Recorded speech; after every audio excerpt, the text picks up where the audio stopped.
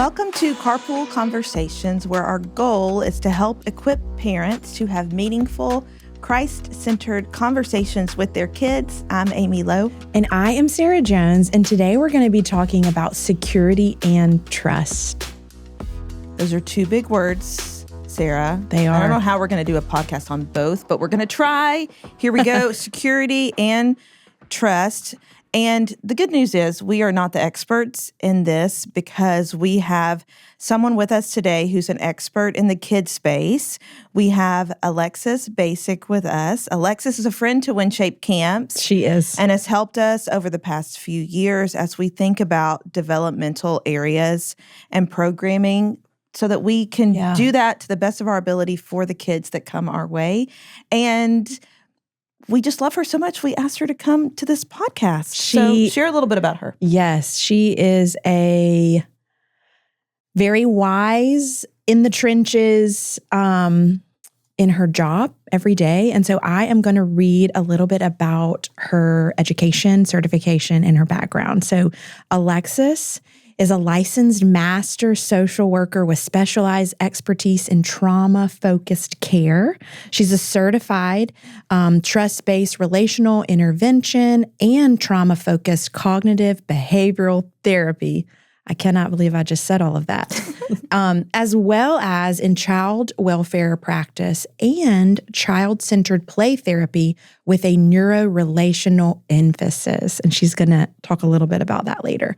But Alexis brings a diverse background of experience. You've worked in children's ministry.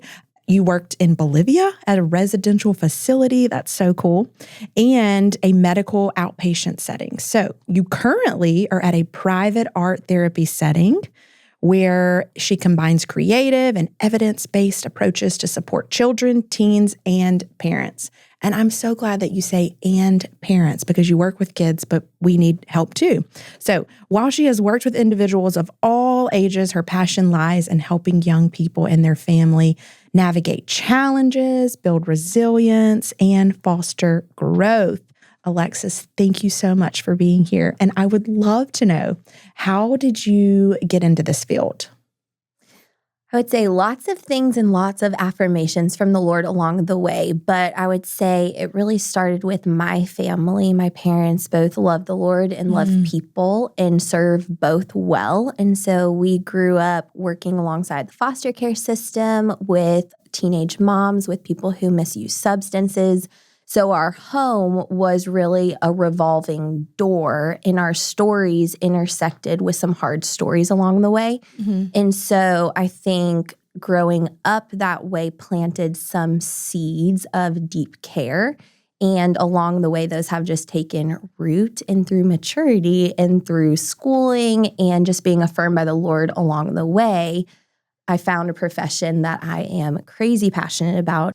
And you're good at it too. Thank you. You love it and you're good at it. That's like a win-win when it comes to a job, you know? We talk a lot about like what we're modeling in our homes, our children just pick up. And I love that your whole upbringing was a picture of caring for others and that God is like, I have called you to this and I've gifted you and equipped you. So that's so cool.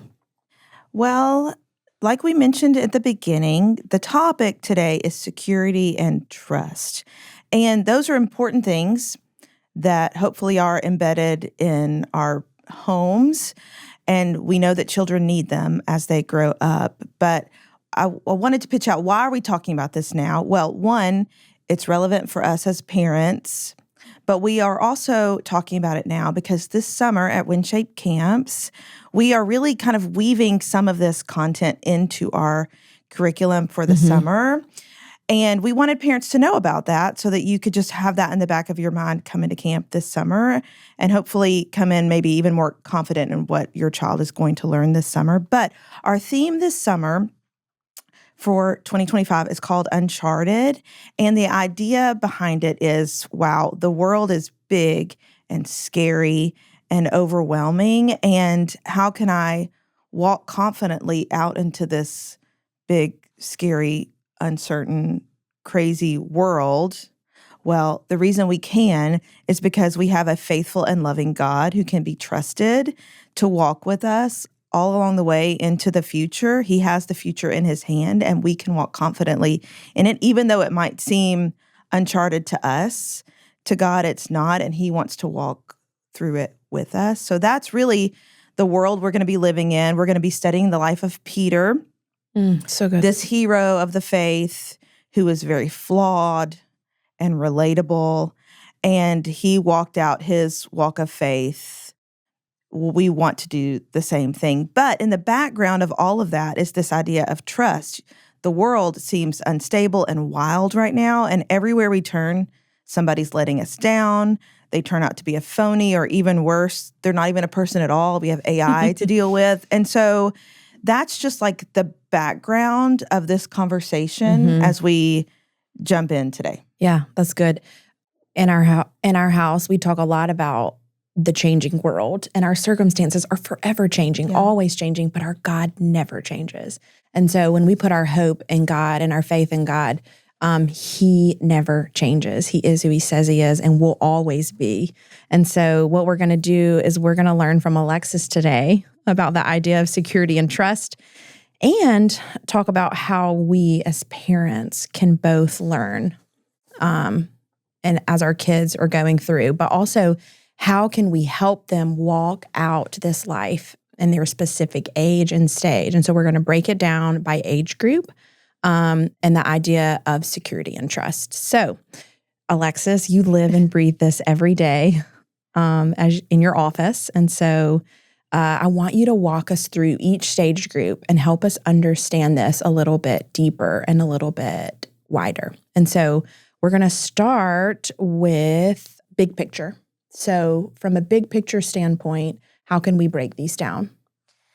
Yeah, I think when you think about this through the lens of a big picture, what you really need to pay attention to is that safety and security and trust are such foundational needs for kids. So when you look at any developmental framework, whether that be like Maslow's hierarchy or attachment theories or really any study that's done on kids, but people in general, really the basis starts with safety and security and trust, and it creates for kids such a critical base.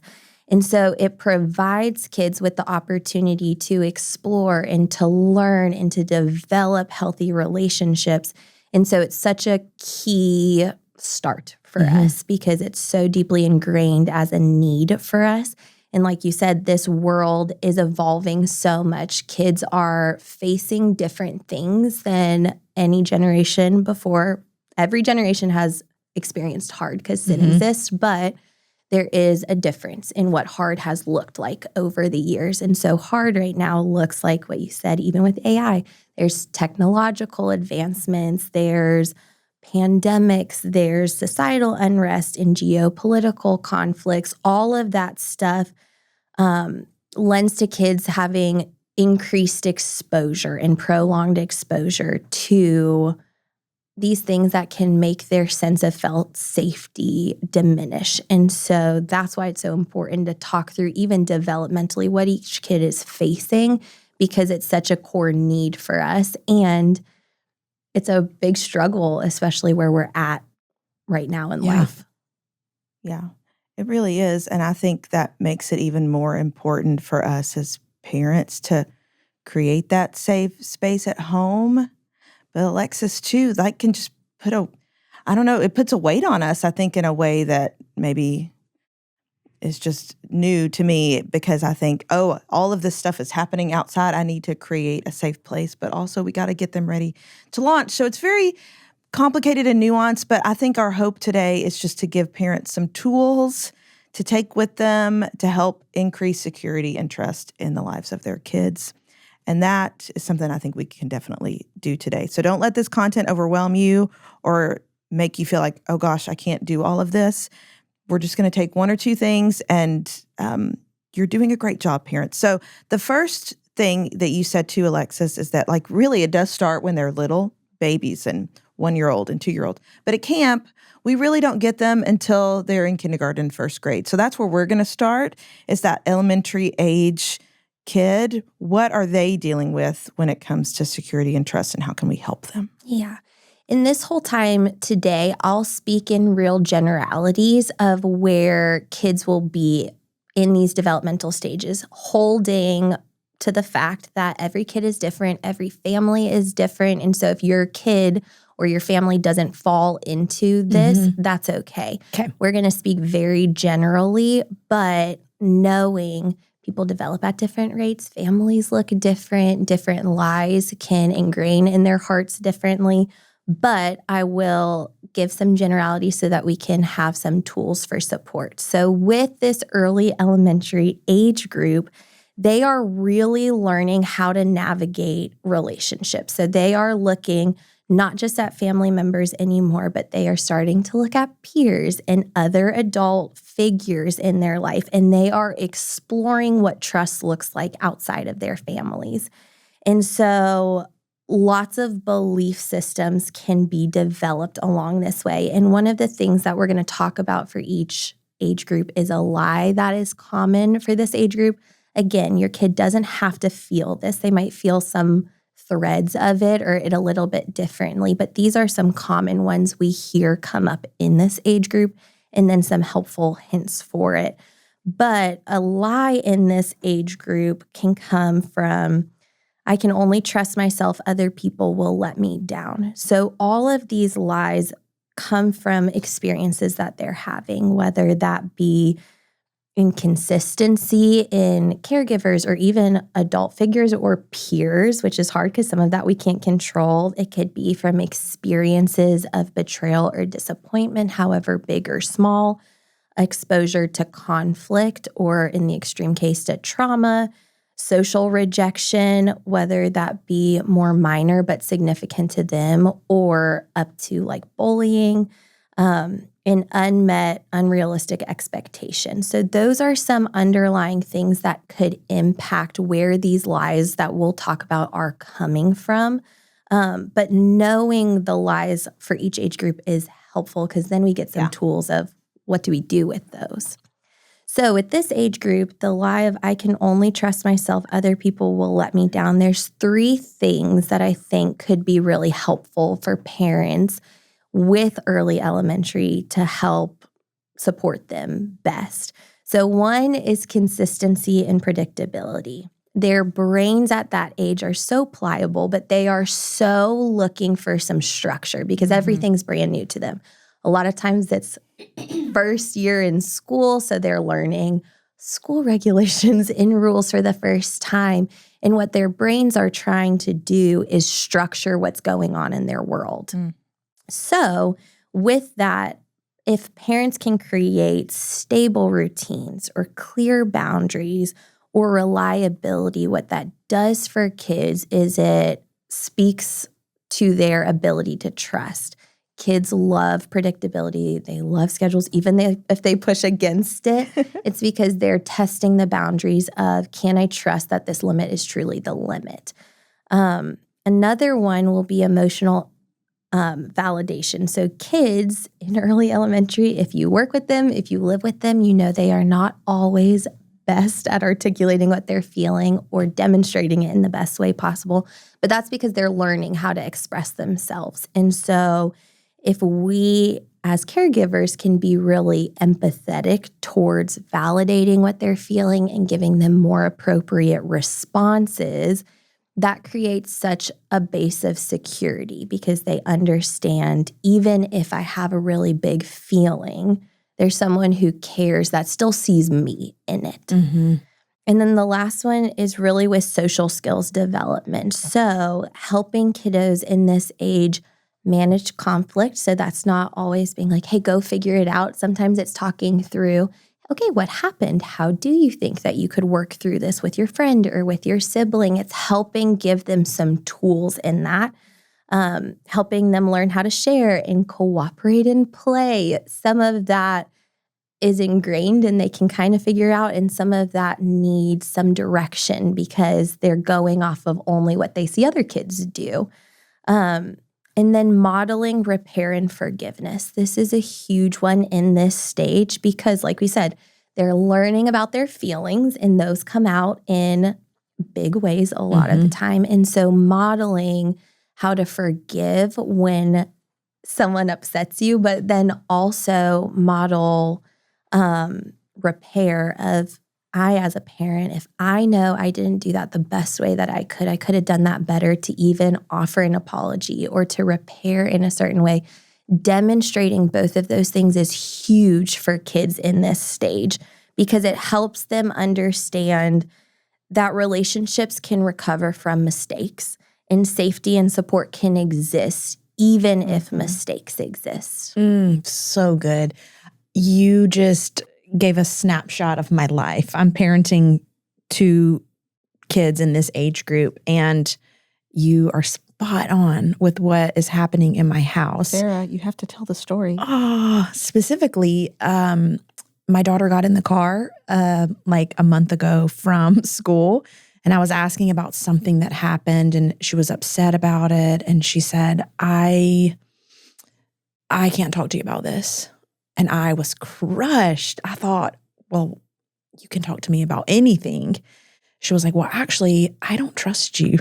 I was like thinking, what could I have possibly done to break our trust? Like, we talk a lot about lies, and lying damages relationships, and it makes us untrustworthy when we tell lies. And so I was thinking, did I lie to her? Did she, like, what happened? She said, well, you remember back in April, this was like 7 months prior, we had gone to a family dinner, and I shared something that she had told me that I didn't know she wanted to keep between the 2 of us. I thought it was a cute story of a crush that she had on a boy in her class, and I shared it with our family. And she was like, you shared something at dinner, and I can't tell you because I don't trust you. And I thought, I'm so glad we're having this conversation, because she would not have told me. She would have just continued on in this pattern of, I can't trust my mom. So I had to repair and say, I am so sorry I shared that at dinner. You're right. So that's my story of breaking her trust and having to earn it back. And so I'm living that. So thank you for the insight in early elementary. I'm going to move us on to late elementary and middle school. Woo. Yeah, there's a lot to say about middle school. There's a lot to say. And we'll even break it to like end of elementary, early middle, because middle school has a whole journey in and of itself. But like I said, not every kid's on the same trajectory. But what a lot of kids in this stage are really wrestling with are the development of social skills and their development of their sense of worth. So there is a greater focus in this age on peer relationships. They are practicing more, trying to resolve conflicts. There is greater capacities for empathy and for perspective taking, which is great. And they're really trying to navigate group dynamics and roles in a new way. And then when you look at self-esteem, this is where we see a lot of starting to compare themselves to others based on competency levels. Their self-worth really becomes more tied to external feedback, which keep that in our mind because that's a helpful hint to parents. Yes. And they start to explore their personal interests and identities, and they often seek validation for them. So this is a stage where they are building resilience and confidence in their ability to handle change. So often in this stage, a lie that we hear commonly is, if I show who I really am, people will reject or hurt me, which is a direct tie to trust and safety. And so the needs can kind of relate even back to what we just spoke as those 3 key hints for parents. Those can be used. They'll all build on one another. So in this, you're still offering emotional safety and relational security and predictable boundaries, but there are some other ones that are equally helpful in this stage. One is finding opportunities to encourage self-expression and individuality. That helps build their confidence and reinforce their sense of self-worth. So it's a great stage to focus on modeling authenticity and appropriate vulnerability. kids are not always the nicest to one another, but it really matters to help draw out their most authentic selves because it's beautiful. Each of them are created so individually and so beautifully. And so it's a lot of us modeling those things as well.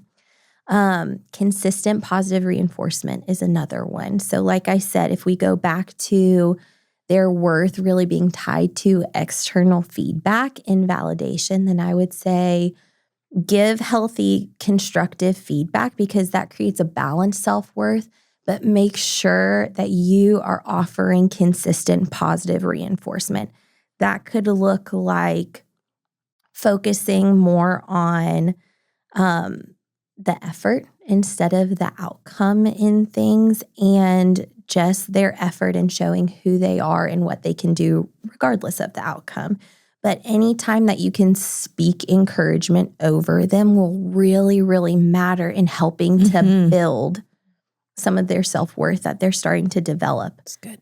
And then finding opportunities for gradual independence. So giving them chances to take responsibility. If they want to help you cook, let them. Give them jobs to do in the kitchen. Help them find different times where they can practice some problem-solving skills with supportive guidance because it will help them start to trust their capabilities and develop their confidence in their own decision-making, which is where we would want them going into late middle school. Yeah. My husband does this a lot. He's like, I don't know. What do you think? He like puts it back on them. That's to right. problem solve. That's the best thing to do. And that's encouraging to me, Alexis, because in that late elementary, early middle school, they are starting to care about their friends more. And I call it the eye-rolling season. and so giving that encouragement, I think sometimes can feel like they don't need that. They don't want that. They just roll their eyes at me. But I hear you saying keep doing it, even though what is our boss, Chris Witt, said? He said, ignore the face. Ignore the face and just continue to give them that positive feedback because even though they might act like they don't care, like they really do need it. So that's encouraging to me to keep that up. And I think also just as parents, a lot of times we go straight to the, you didn't do this or you criticizing and you said it nicely, constructive feedback. But I think we can get a little bit, that temper can come in a little bit more when we're a little bit frustrated with them. And so I think just reminding us to let them, they're going to fail and that's okay. Connection over correction is what we say. Yeah. And also ignore the face, access the heart. Yeah. Okay. That's late elementary, early middle. So now we're going to go into late middle school, early high school, right? Okay, talk to us about that stage. They're all fun stages. Every time I was like, this is a fun stage. They all are. They're so cool in what they're learning and developing in each of these stages. So in this stage, typically, again, every kid's different, but typically what's happening is you're seeing a lot of identity formation and social navigation are really the top two things that are going on. They are exploring their values and their beliefs and their goals. They are trying to create for themselves a more cohesive sense of self. And so they try to navigate their social hierarchies and new peer dynamics that are coming up. There's often in this stage also a push for greater autonomy and independence. And they're learning how to navigate more complex emotions. They are getting out of basic emotions, and they have been for a bit of time, and now they are fully exposed to some complex emotions.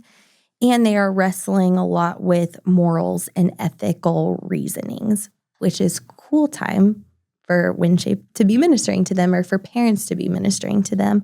But in this stage, a typical lie for them can be that trusting others with my feelings will make me weak or vulnerable.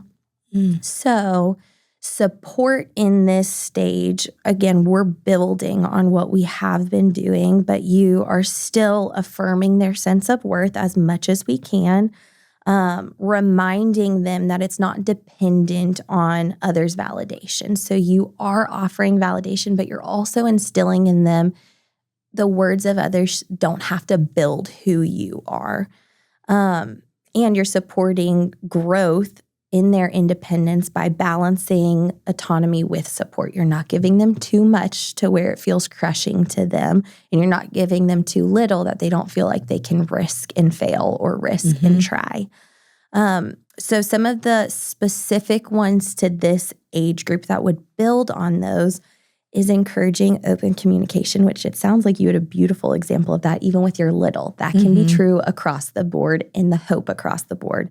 But in this stage, this is where kids will really hopefully take a lot of ownership in that and will really depend on that for their sense of safety. So if you can create some safe and non-judgmental spaces for them to express their thoughts and feelings, that's going to be huge for them. If they share something with a parent and they feel any ounce of disappointment or withdrawal or frustration, they can sense that. And it does create narratives that we don't always get to control, kind of like your example with your daughter. She created a narrative for herself in that moment that we then get to unwind, which is beautiful, but it's something for us to pay attention to. And so that takes really a lot of self-reflection and regulation on our end here, some of the things that kids say to us,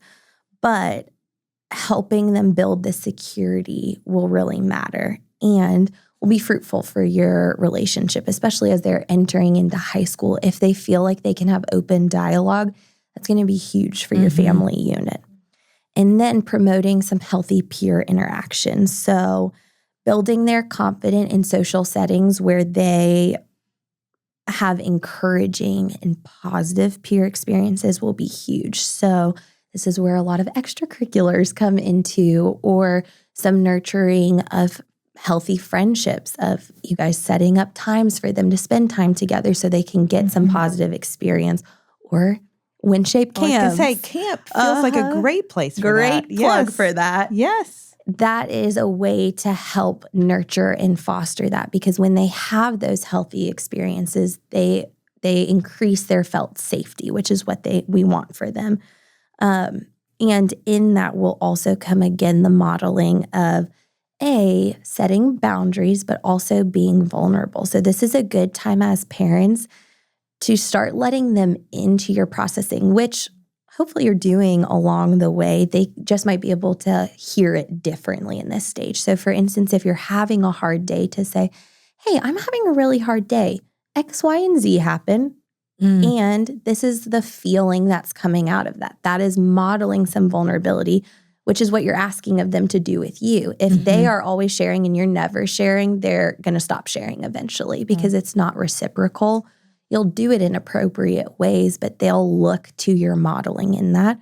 Or even setting boundaries of, hey, I'm having a really hard day. I don't want to talk about it now, but I think I'm going to take some time to myself, and then I do want to just share what's going on with my day. You're still sharing vulnerably, but you're setting some boundaries. You're just modeling what's okay for them to do. Like if you ask them, how's your day going? And they're not ready to talk about it, that's okay. That's a fair boundary that they can have. They are protecting whatever parts of their heart they're needing to in that moment. But then you're modeling, but I do want to come back and let you know, because I think it's helpful for you to know what's going on in my life. You're modeling what you're hoping that they do. Ooh, that's good. It sounds like a little bit of recovery in this stage from the whiplash of entering middle school. I'm seeing some fruits from the work of early elementary, late elementary, middle school in this season. I love that you say boundaries, because I had struggled with like holding the boundary. And then I learned that actually trust is built when my yes is yes and my no is no. And the boundary doesn't move. It's like they're bumping the boundary because they want to know that it's still there. And so what seems is like, oh man, this is hard behavior that I'm having to like overcome. And sometimes it's easier to give in and just move the boundary. But it's like, no, I want to be a trusted source in your life, and I'm going to hold the boundary in love. I'm blessing you with this boundary. And so I've had to learn that. Sara, what I loved about that is that sometimes as an internal processor, I don't do what you just said and share what's going on in my day and my feelings. Like I really don't. And I should do that. But I think part of the reason why I don't is because I'm like, I don't want to burden them. I don't want them to have to like carry a weight that I really should carry. So that's just helpful to hear that there is a way to do it that is good. Healthy vulnerability. I like that. Yeah. And that will change depending on age. That's a good point. Yeah. Right? Because mine are in that state you just mentioned right there. Yeah. You would share differently with a early high schooler than you would with a 6-year-old, right? You would still model it. The modeling would just look really different. Age appropriate. Yeah, totally. That's good. Okay, our last age group, high school, before they launch. And I find myself wanting to speed through these to be like, if I could just get to the next stage. But then before you know it, they're gone. And then I'm crying. Then I have to like take up knitting or something. What do you do when you're empty nesting? I don't know, vacation? Yeah, yes. So high school, tell us about it. Yeah, so high school, especially this later high school, so sophomore through senior, they are really increasing a lot of autonomy because, as you said, they're preparing to launch. So they are really seeking in this stage to understand their personal and their social capabilities. They are testing the limits with both of those things because eventually they'll have to do it all for themselves when they go to college. They are refining their identity and they're really existing within this tension of fitting in and maintaining individuality. So they are kind of in the crosshairs of both of those things. They are experiencing some greater peer pressure than they have probably before. And they are testing boundaries. So even what you said with the limits, they're actually really helpful. And they will push against those because they are trying to figure out how to have personal responsibility and good decision making. And that is tried a lot of times through trial and error, which is beautiful. And that's what kids that feel safe should feel safe enough to do is fail. Yeah. So they should be able to try and test the waters and fail and then repair and be forgiven and try again differently. That's kind of the cycle that we would want for them until they find some healthier ways to do all of those things. A key lie in this group could be, I have to handle everything alone because others can't or won't help me. Or I'm about to have to do it all by myself, right? And so there's a couple things that caregivers or people who work with kids can do to support them in this stage.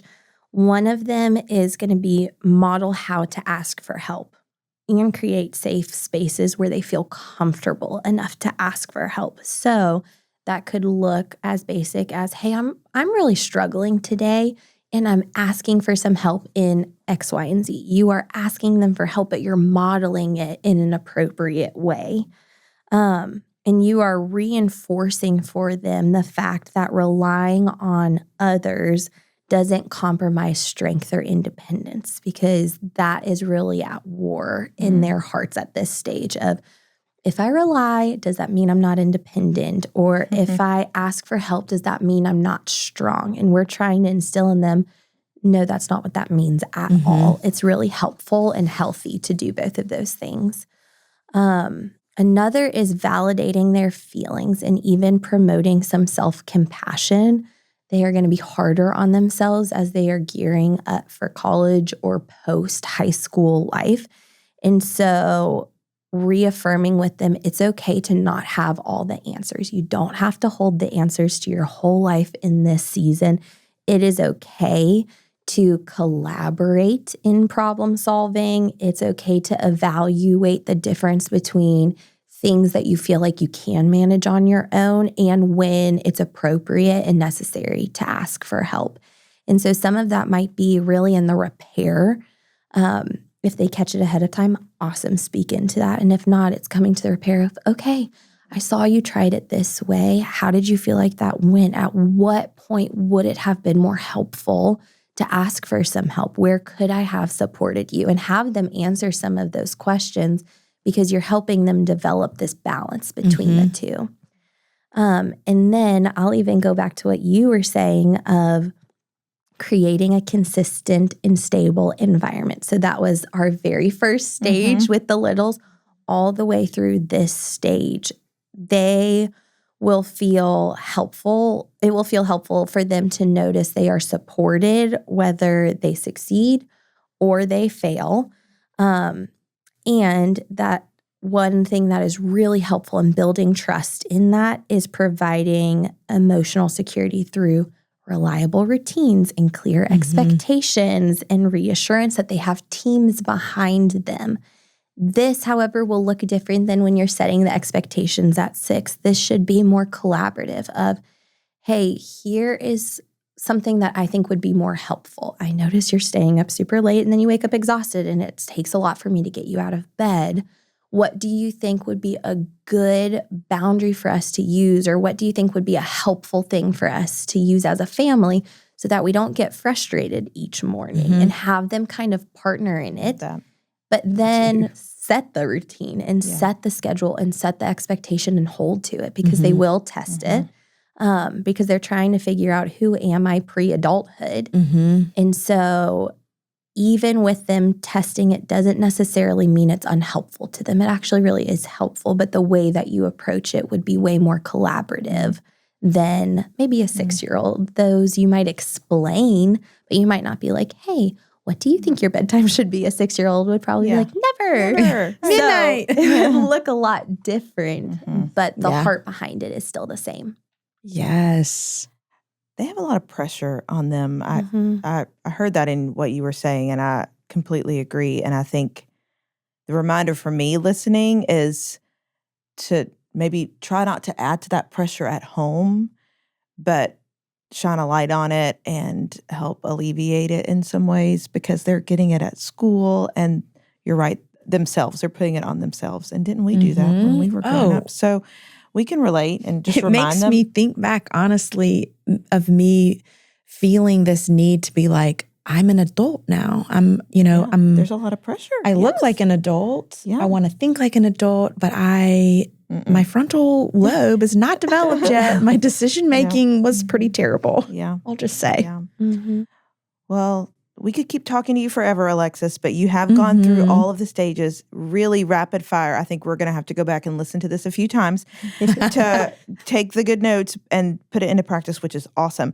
But as we wrap, I wondered, people listening might think, oh gosh, she just gave us a lot of good information, which is great, but I kind of feel overwhelmed. So what would you say to them of just wrap it up?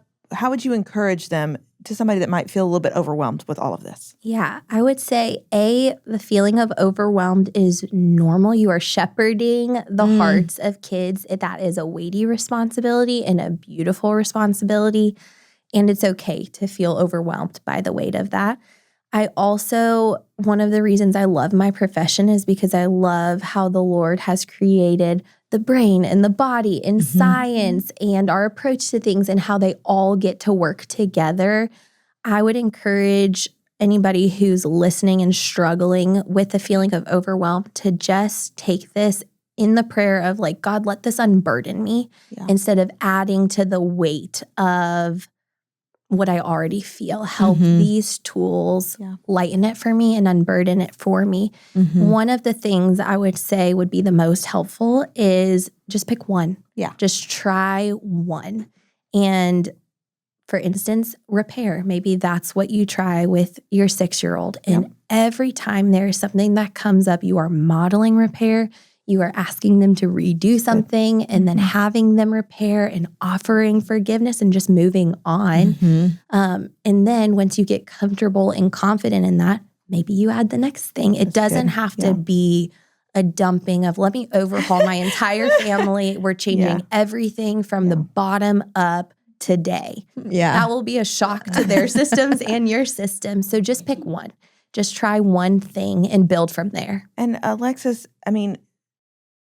we'll circle back to the beginning. We are going into a camp theme this year. It's called Uncharted. Yeah. I told you at the beginning, the world is scary and crazy and unknown and wild, and we're stepping into it. with a faithful and loving God that loves us so much and is going to walk alongside us. And so I think just reminding myself of that as a parent, because that's what we're going to be teaching our kids. But isn't that the same for us? I mean, I just need to remember that the Lord called me to this task. He's equipped me for this task. It is hard and scary and overwhelming sometimes, but He's not left us alone. No. And so I think I just needed to be reminded of that today. And I think those are great tips. Just we've added some tools to our toolbox. Let's pull one of the tools out and put it to some good use, and we'll probably see some really great fruit. And then everything else will just be seeds in the background that we're able to like recall when the moment comes. And you know what? This is a podcast, so you can come listen to this again in a few years. Yeah. And learn something new. That's so good. I love that you tied it back to our kids are changing, the circumstances are changing, but God is not changing. That's right. And He is the most trustworthy Father. And so let that be your hope. Let that be your encouragement that He has got you in the palm of His hand and your sweet babies. That's right. So Alexis, thank you so much for being here with us today. You are a joy and a light and an encouragement, full of wisdom, and we're so grateful. Grateful for the work you do, grateful for your parents and the way that they had an open door as you grew up. So we end our time with a question, and our question today is, has there ever been a moment when someone broke your trust, and how did it feel, and what did you do about it? And so we hope this gets the conversation started with your kids in your households. Thanks for listening, guys. Bye.